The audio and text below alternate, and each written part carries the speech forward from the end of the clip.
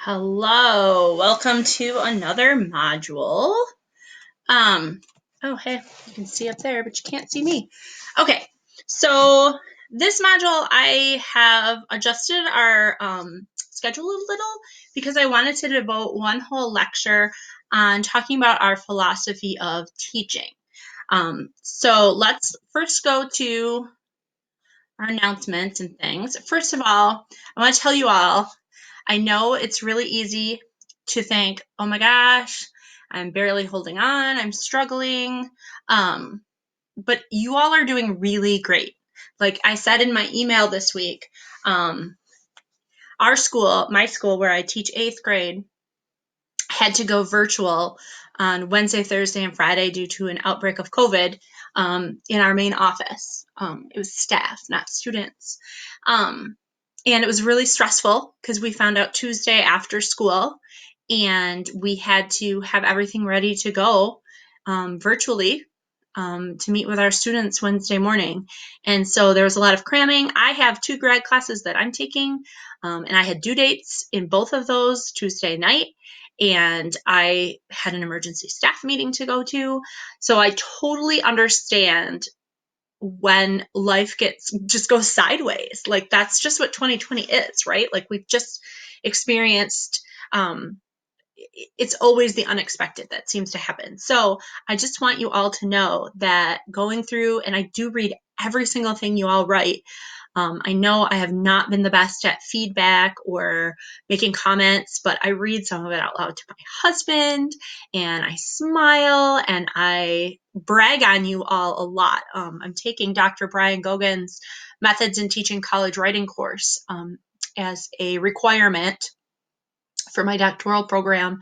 And I talk about you all often in there because although I'm not teaching 1050, I am teaching, our class is still a writing class. So even though it's teaching methods of writing. So a lot of what I learn in there, I've been able to apply here and brag on y'all a little bit.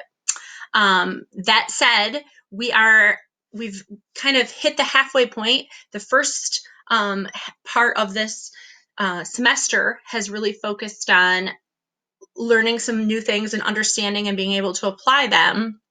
The bottom broad chunk of Bloom's taxonomy, which is the foundation of then being able to do more things like creation and evaluation, which is how we're kind of move into in the second half of the semester. So we've learned the basics. We've learned the different genres, we've learned the traits, and now we're going to kind of move into evaluating and creating some things and learning about assessment, doing lesson designs, and specifically this week we're going to look at writing our philosophy of teaching. So we're on the upswing of Bloom's as well. Secondly, 2 weeks to go until voting. So it is too late to mail in a ballot at this point. So I just wanted to remind you all to either drop off your ballots to the clerk or be sure to be there in person. It's really important that everyone get out and vote. And then this week's lecture is a little bit shorter than usual. So yay! All right, so let's get started. This week, what you're going to do, it looks like a long list, but most of it is the same stuff we do every week. Articles of the week 13 and 14 have been posted, so you can feel free to read through those. You guys have been coming up with some really great topics. I just wanted to say that as well. I've been very, very impressed. Liz and Alexis will get us our articles of the week for next week, numbers 15 and 16. This week you have Mrs. Apsey's interview to watch. She's principal at my kid's school. She is just a ball of energy as a teacher, as a principal, and I think that you're going to really be interested in. I ran out of time for all of the great questions that you all had. I just plumb ran out of time. I think I could have asked her so many more things. And I haven't looked at your questions yet for Dave Stefanich, but some of the principal ones might apply. to hit, so I might move some over if they haven't been repeated. And then you're going to submit questions for Mrs. Julie Tessier. Mrs. Julie Tessier is a special ed teacher in my district in Wyoming Public Schools. She's taught K through 12. I worked with her at the high school level when she was the special ed teacher pushing in to team teach. But then for quite a few years while I was at the junior high, she was teaching third grade as a general education teacher. And now she's she's still at the elementary school level, but now she is self-contained special ed. So she is a veteran teacher with loads of experience and great things. So any of your special ed questions, bring those up this week. Also this week, we're back to our mentor text. This week, since we've been talking about teaching across disciplines and not just in English language arts type things, reading and writing, we're going to look for two ELA or two non-ELA mentor texts that you could use in one of your other content areas, teaching science or social studies or history or math or whatever, where you want your kids to write and you want to use a mentor text for them to write. And I posted mine already in Flipgrid, and I added mine. Actually, I'm going to show you that because there have been a few questions. So let me share this screen with you. Oh, Bailey, you are on top of it, girl. Look at you. So this is our master list for the non-ELA. You'll notice that I have if you want to look at anybody else's, the informational ones right down here. The narrative ones are right here. The argumentative ones are right here. And so now we're on the non-ELA. I just moved the tab that we're on to the first. So make sure you put it there. And then over here is our mentor text book talks. And you'll see I already put mine on here. Mine is a book that is my daughter Alice's. She really loves it. So that's where you're going to put that. This one's a little bit different because you're going to tell us the title and author and a summary of the book, but you're also going to explain, and you're going to explain which grade level, but you're also going to tell me what content area would you use it in that's not reading or writing. So like, where else in the day would you use it? And then what's the purpose of the text? Is it an informational? Is it a narrative?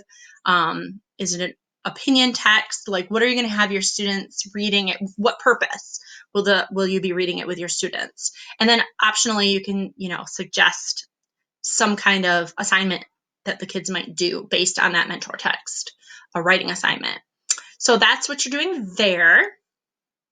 Then if I pop this back up, this week's reading assignment is a little different too, because it's not out of your book this week. This week I've given you 2 links on e-learning that are all about teaching philosophies and like how to do them or what they look like or examples of some of them. And I want you to read through both of those. They're not very long. Just read kind of through and then complete the reading response number 9 for that. And then you're going to begin to draft your own philosophy of teaching statement, which I'm talking about today. So, philosophy of teaching. Look at that. Look how ugly that looks. I wonder why that happened like that. Sad. Anyway, so say teaching philosophy. A teaching philosophy is a self-reflective statement. It's written in first person. It's all about your beliefs about teaching and learning. It gives concrete examples, and it's a mix of informative and narrative writing. Your teaching philosophy is something that every teaching candidate has in their portfolio. Sometimes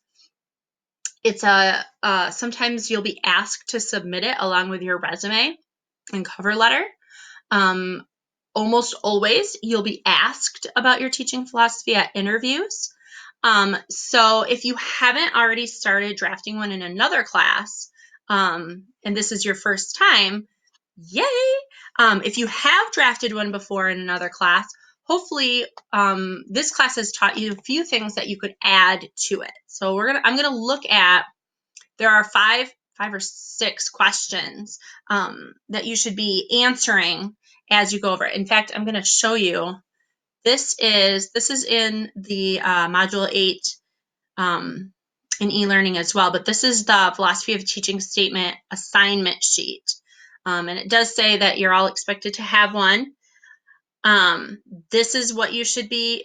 This essay for me is going to be a 1 to 2 page document that's single spaced this time, but with, the line between each paragraph. Should not be longer than 2 pages. And then these are, 6. So these are the 6 questions that you should seek to try to answer. And that's what I'm going to go through in today's lecture.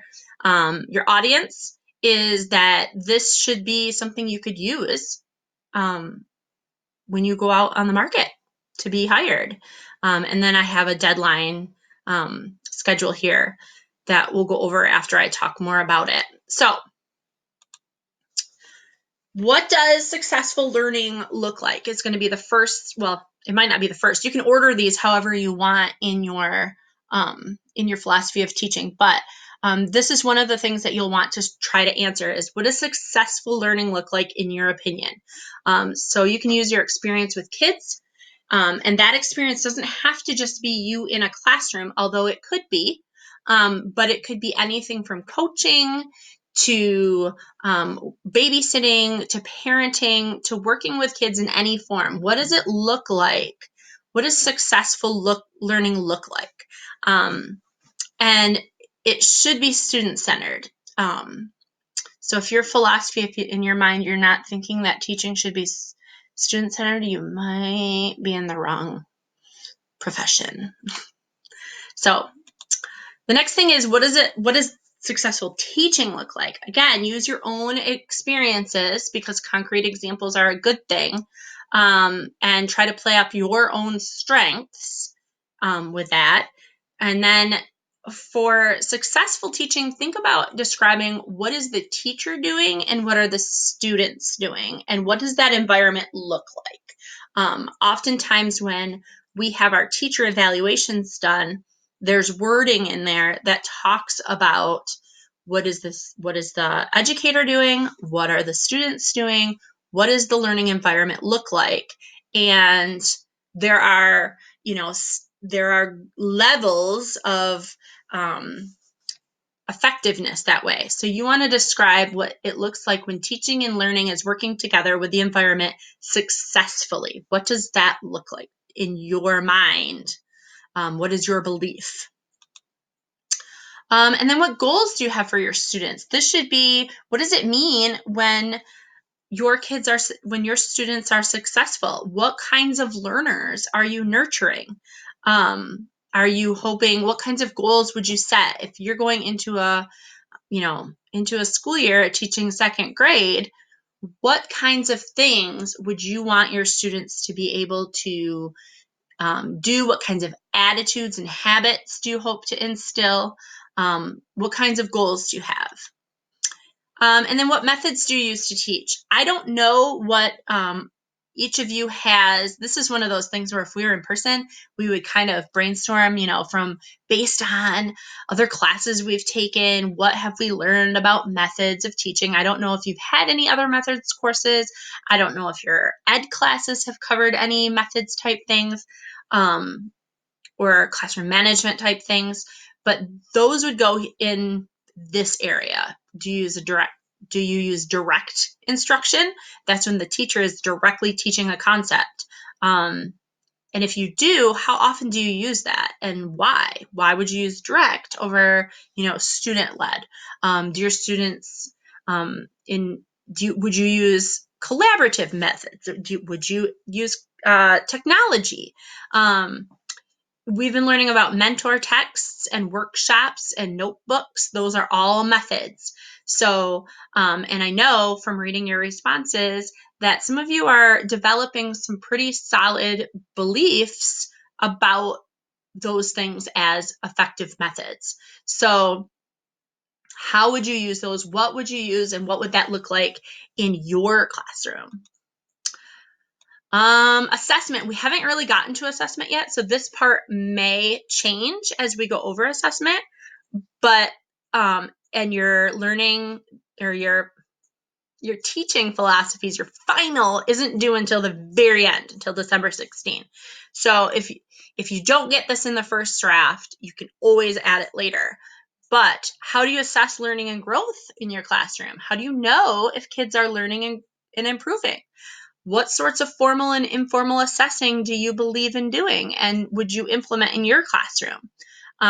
Do you believe in focusing on metacognition for students so that they're doing self-reflection on their own growth and learning?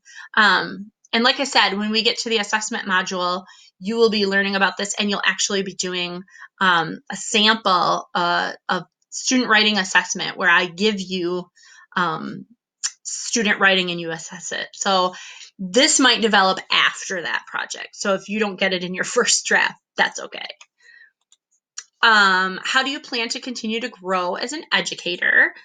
This is what everyone wants to know, because if you walk in and say, I'm perfect the way I am, I'm great, that comes off as arrogant. Plus, it gives off this idea that I've learned everything I need. I don't need to learn anything more. I'm going to be one of those teachers who does this thing, and I'm going to do it for 30 years, and then I'm going to retire. And you don't want an employer, a possible employer, to think that's the type of person you are. So you want to have some ideas of how can you continue to grow. Maybe that looks like getting your master's. Maybe that looks like joining, professional memberships like NCTE, or I'm not going to be able to think of all of them right now because I'm on the spot. But I can certainly list a bunch if you have not already had professors list them for you. Journals that you might subscribe to, or conferences you might attend, or, what ways are you going to work to always stay fresh and not just rely on the school to give you those things. So you're going to be drafting. I'm giving you 2 weeks to come up with a first draft of your teaching philosophy. Here's some do's and do nots. Do not do a paragraph per question. Don't make it sound like question, answer, because then it's going to read like that, and then it's not going to sound super professional. You want it, earlier in the lecture I said it should be like a cross between narrative and informational. You're kind of telling, your examples should be narrative-ish, like personal anecdotes, but it's also informative because you're informing your employer what your beliefs and philosophies are as far as being in education. Do use first person. You're talking about yourself. You're talking about your own beliefs. So go ahead and use I. Try not to sound arrogant. You don't want to make it sound like you know everything and you've researched it all. But at the same time, you do want to give examples of things that you've done, but be humble. Don't worry about what you don't know. I know it's really hard. I remember being an undergrad and thinking, I haven't read so many of the,